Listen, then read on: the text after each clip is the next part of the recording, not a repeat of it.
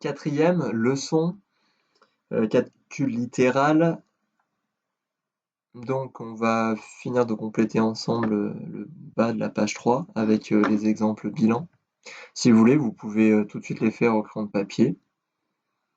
Donc l'idée, c'est de voir qu'est-ce qu'on a dans le grand L et le grand M, ce qu'on a vu au départ, c'est-à-dire réduire tout simplement.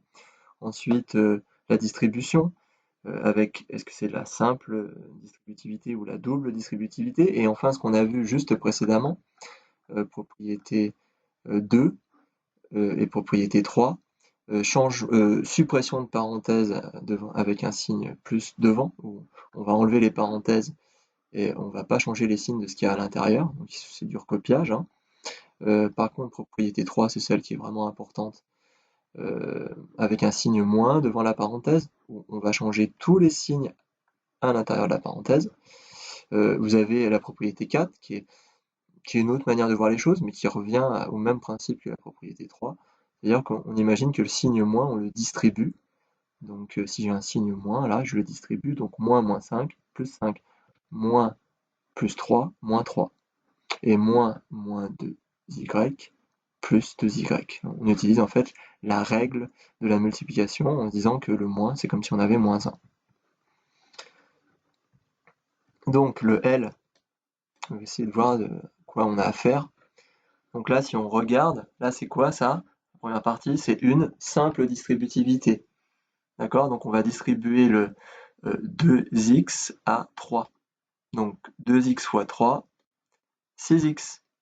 Ensuite 2x fois 5x, plus 10x au carré. Dx multiplié par dx, ça fait dx au carré.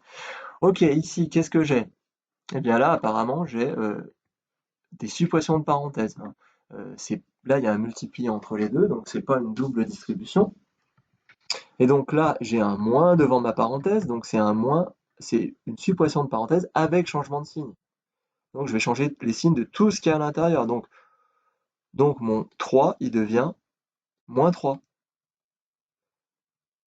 Et mon mon plus x devient moins x. Autre manière de voir, moins multiplié par 3, moins multiplié par plus x, moins x. Et donc ici, j'ai un plus devant la parenthèse, donc je vais supprimer la parenthèse, supprimer le plus, mais je ne vais pas changer les signes. Ça me donne donc moins 5x plus 3. J'ai en fait recopié le contenu de la parenthèse. On pourrait aussi imaginer qu'on distribue le plus, mais c'est sans intérêt.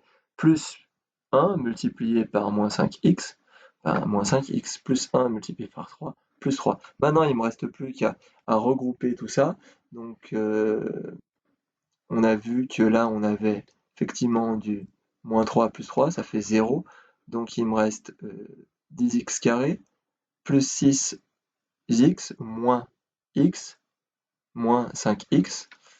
Eh bien, 6x moins x, ça me fait 5, plus 5x, moins 5x, il reste rien, il reste 0x, donc 10x au carré. Le m, vous pouvez le faire au crayon de papier, avant qu'on procède à la correction. Donc si je regarde bien ici, qu'est-ce que j'ai? J'ai une double distributivité, donc on va faire 2x multiplié par 5x, ça me fait des x au carré, 10x carré. 2x multiplié par moins 2, ça me fait moins 4x. Ensuite, moins 3 qui va aller multiplier 5x, ça me fait moins 15x.